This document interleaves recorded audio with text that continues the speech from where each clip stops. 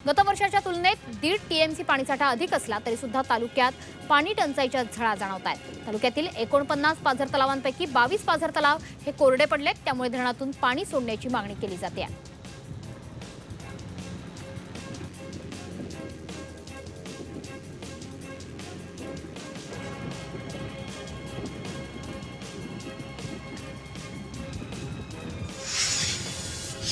तर बीड मसाजोग सरपंच निवडणुकीतून महत्त्वाची बातमी येते। स्वरूपानंद देशमुख यांचा विजय झालेला आहे, तर अश्विनी देशमुख यांचा निवडणुकीत पराभव झालेला आहे। स्वरूपानंद देशमुख हे 156 मतांनी आघाडीवर होते, तर माजी सरपंच संतोष देशमुख यांच्या हत्येनंतर संपूर्ण राज्याचं लक्ष बीड मसाजोग इथल्या निवडणुकीकडे लागलेलं होतं आणि आता या निवडणुकीमध्ये संतोष देशमुख यांच्याच भावकीतले असलेले स्वरूपानंद देशमुख यांचा विजय झालेला आहे, तर अश्विनी देशमुख यांचा पराभव झालाय। आपले प्रतिनिधी महेंद्र मुधोळकर सध्या आपल्या सोबत आहेत। महेंद्र, काय अधिक अपडेट आहेत?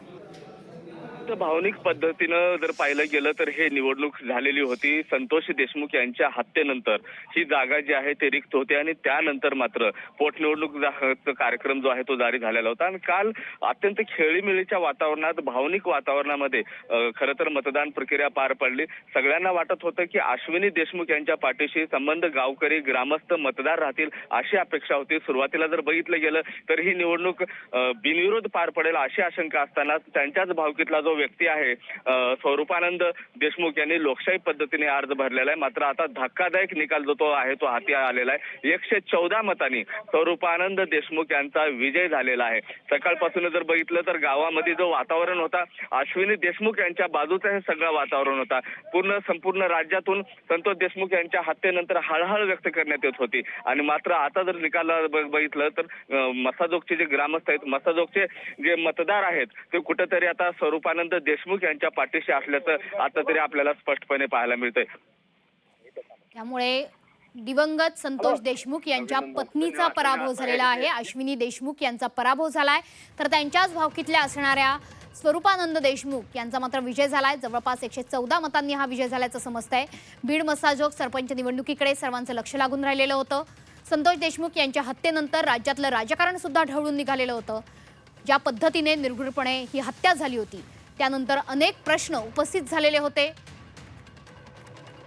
तर स्वरूपानंद देशमुख नेमके कोण आहेत ज्यांचा विजय झालेला आहे बीड मसाजोगच्या या सरपंच पदाच्या निवडणुकीमध्ये, आपण जाणून घेणार आहोत। पुन्हा एकदा जोडले गेलेले आहेत आपले प्रतिनिधी महेंद्र मुधोळकर सध्या आपल्या सोबत आहेत। महेंद्र, जे विजयी झालेले आहेत स्वरूपानंद देशमुख ज्यांनी पराभव केलाय संतोष देशमुखांच्या पत्नीचा, खरं तर तुम्ही म्हणताय की संपूर्ण गावामध्ये जी हळहळ व्यक्त केली जात होती, जी सहानुभूती स्वाभाविकपणे अश्विनी देशमुख यांच्याकडे झुकत असताना आपण बघत होतो, मात्र तसं झालेलं नाहीये निकालामध्ये। हे स्वरूपानंद देशमुख नेमके आहे कोण ज्यांनी अश्विनी देशमुखांचा पराभव केलाय? बघितलं गेलं तर कुठंतरी ग्रामस्थ सहानुभूती देशमुख कुटुंबाच्या पाठीशी आहे असं वाटलं होतं। संतोष देशमुख यांच्या हत्येनंतर अश्विनी देशमुख यांना ग्रामस्थ जे आहे ते पाठिंबा देतील असं वाटलं होतं। संपूर्ण महाराष्ट्र, संपूर्ण बीड जिल्हा, संपूर्ण गाव संतोष देशमुख यांच्या हत्येनंतर त्यांच्या पाठीमागे होतं। मात्र ज्यावेळेस ही निवडणूक लागली आणि याच्यामध्ये राजकारण आलं त्यावेळेस मात्र देशमुख कुटुंबाची जी सहानुभूती आहे ती आता बाजूला सारलं गेल्याचं चित्र पाहायला मिळतंय। राजकारण एकीकडे आहे आणि समाजकारण एकीकडे आहे। पुन्हा एकदा बीडच्या ग्रामस्थांनी, मसाजोगच्या ग्रामस्थांनी सिद्ध करून दाखवलेलं आहे। जर स्वरूपानंद देशमुख जर बघितलं, गावातीलच एक व्यक्ती आहे, एक चेअरमॅन सोसायटीचा ते चेअरमॅन आहेत आणि त्यांनी देखील या निवडणुकीमध्ये अर्ज दाखल केला। लोकशाही पद्धतीने मी अर्ज दाखल करतोय, मात्र संतोष देशमुख यांच्या न्यायिक प्रक्रियेमध्ये माझा कधीही सहभाग राहील असं त्यांनी देखील सांगितलं होतं आणि त्यानंतर ही निवडणूक लागलेली होती। निवडणुकीमध्ये सुरुवातीला 5 जे उमेदवार आहेत त्यांनी नामांकन अर्ज जे आहे ते दाखल केलं होतं। त्यानंतर मात्र 3 उमेदवारांनी नामांकन अर्ज पाठीमागे घेतलं। स्वरूपानंद देशमुख यांनी हा जो अर्ज आहे तो मागे त्यामुळे घ्यायला बीड स्पष्ट नकार मसाजोग दिलेला होता। सरपंच पोटनिवडणुकीमध्ये संतोष देशमुख यांच्या पत्नी अश्विनी देशमुख यांचा पराभव झालेला आहे, तर स्वरूपानंद देशमुख हे विजयी झाले।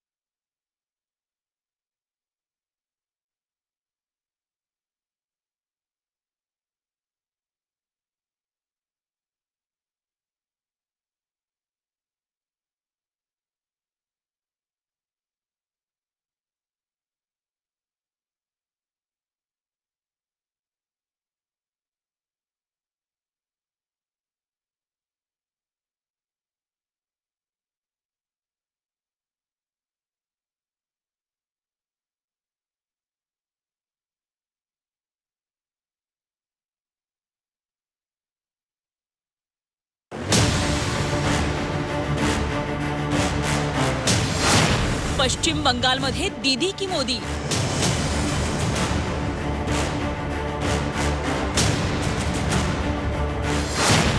केरळ, तामिळनाडूत सत्ता बदलाची नांदी,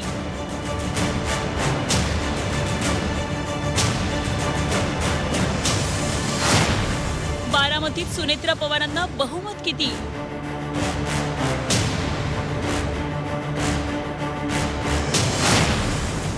मराठीतील पहिली AI अँकर झिनिया सांगणार मतदारांच्या मनातील कौल. AI सर्व्हे आपण माझ्यासोबत पाहत आहात. झी 24 तास एक्झिट पोल फक्त झी 24 तासवर.